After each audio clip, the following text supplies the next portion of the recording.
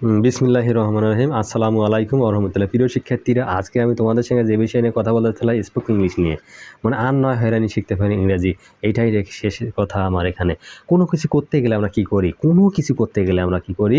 যে two plus হলো ভাব ওয়ান। মানে কোনো কিছু করতে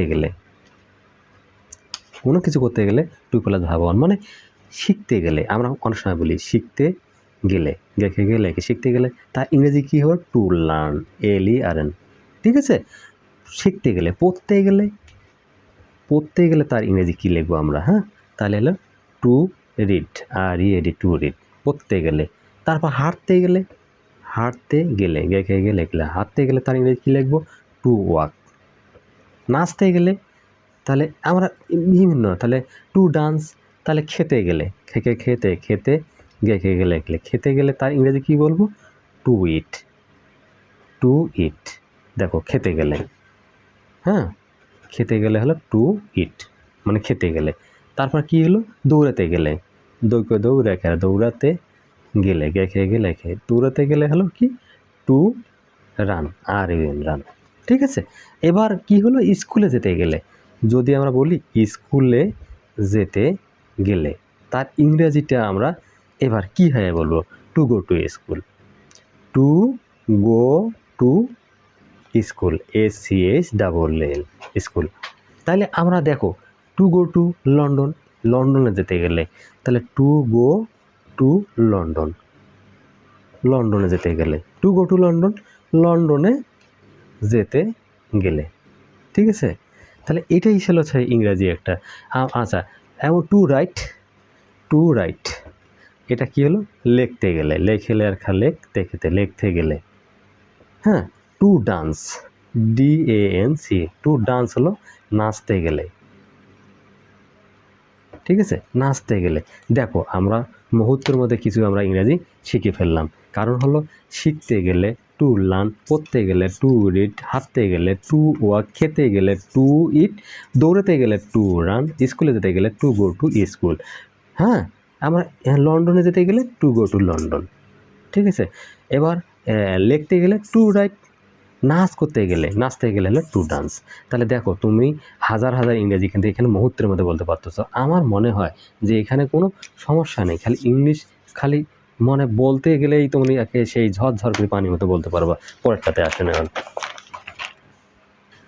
আচ্ছা, লেখো, কোনো কিছুর করানোর ক্ষেত্রে প্র্যাকটিস, PRACTIC, প্র্যাকটিস প্লাস ভাব প্লাস ING যোগ করিতে হয়। ঠিক আছে? তাহলে আমরা সুন্দরভাবে সেন্টেন্সে কথা কয়। পড়ার চর্চা করো, নাম্বার 1। পড়ার চর্চা করো, তাই না? তাহলে practice, PRAC, practice, TIC, practice, হ্যাঁ, reading, READING, practice reading. Number 2, লেখার চর্চা করো, লেখার চর্চা করো। আমরা পড়ালেখাটাই আগে করবো, হ্যাঁ? তাহলে কি? Practice, PRAC, practice, TIC, practice কি? রাইটিং, রাইটিং, WRITING, রাইটিং, হ্যাঁ, মানে লেখার চর্চা করো। নাম্বার 3, তাহলে দৌড়ানোর চর্চা করো। তাহলে practice, PRAC, practice, TIC, practice running, RUNNING, মানে 2 পায়ে দৌড়া হয়, সেই জন্য ডাবল N। তাহলে আশার চর্চা করো, আশার চর্চা করো। তাহলে আশার চর্চা করো, প্র্যাকটিস, PRAC, TIC, প্র্যাকটিস, হ্যাঁ, কামিং। মানে যত ধরনের ইংরাজি আছে তুমি এখন সবগুলো বলতে পারো। Practice reading, practice coming, practice going, practice reading, practice singing, practice writing, practice eating, practice dancing, practice smoking. মানে স্মোকিং তো বলা ঠিক না, মানে অনেক সময় মানুষ স্মোকিং করে, তাহলে প্র্যাকটিস করাতে বলে খারাপ বন্ধুরা, সেটা যা কখনো যেন না হয়।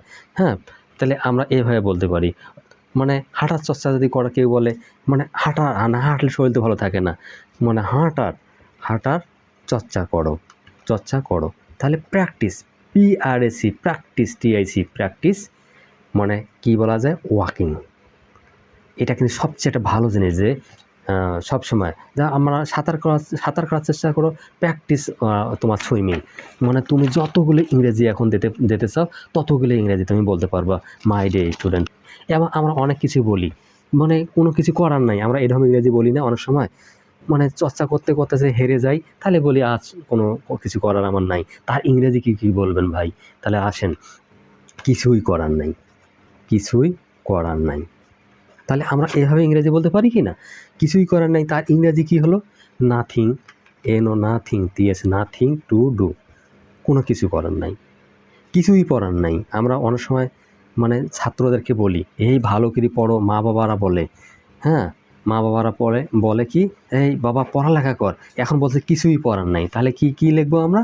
Nothing, nothing, nothing to read, মানে কিছুই পড়ার নাই, মানে nothing to go, nothing to right, nothing to know, মানে কিছুই জানার নাই, নাথিং টু রাইট। আমরা এভাবে লিখতে পারি কিছুই লেখার নাই, লেখার নাই, তাহলে কি লিখবো?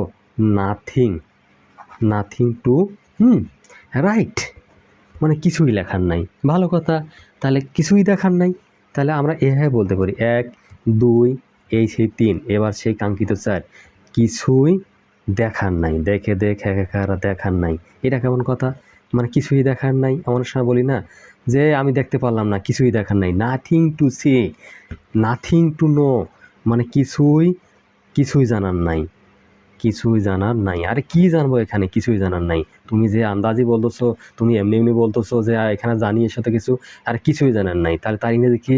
নাথিং টু নো, KN, ওটা নাথিং টু নো। আচ্ছা, তারপর বলছে কিছুই খাওয়ার নাই, নাথিং টু ইট, আমরা এগুলো দিতে পারি নাথিং টু ইট, কিছুই খাওয়ার নাই, কিছুই খাওয়ার নাই, খাওয়ার নাই। অনেক সময় আমরা বন্ধু বান্ধবের সঙ্গে পেছনে ঘুরি, যে একটু দাও মুড়ি, হ্যাঁ, পিছনে ঘুরি, একটু দাও মুড়ি, আমরা কী করে আর বলে যায় আর কিছুই খাওয়ার নাই, তাহলে কি বলবো? নাথিং, নাথিং টু ইট, তাই না? ভালো কথা, মানে কিছুই খাওয়ার নাই। আমরা 2 টাকার মুড়ি আর 5 টাকার বিড়ি এইগুলো খেয়ে বন্ধুদের পেছনে ঘুরি, তাহলে তখন তারা কি বলে? আরে কিছুই খাওয়ার নাই, nothing to eat. Nothing to eat মানে যত কিছু খাওয়া আছে তোমার আর একটাও খাওয়ার নাই, তাহলে নাথিং টু নো, কিছুই জানার নাই, nothing to play, nothing to play, মানে কিছুই, মানে বলছে কিছুই খেলার নাই, খেলার নাই, মানে এই ইংরেজিগুলো জ্বলন্ত ইংরেজি। যদি বুঝেন তোমরা জ্বলন্ত ইংরেজির হবে তোমার ফলন, মানে ফলন্ত, যাকে বলে জ্বলন্ত সেখান থেকে ফলন্ত। কিছুই খেলার নাই, নাথিং, মানে কথাগুলো শুনবেন আর পড়বেন, নাথিং টু প্লে, হ্যাঁ, nothing to play, nothing to read, nothing to see, nothing to listen, কিছুই শোনার নাই।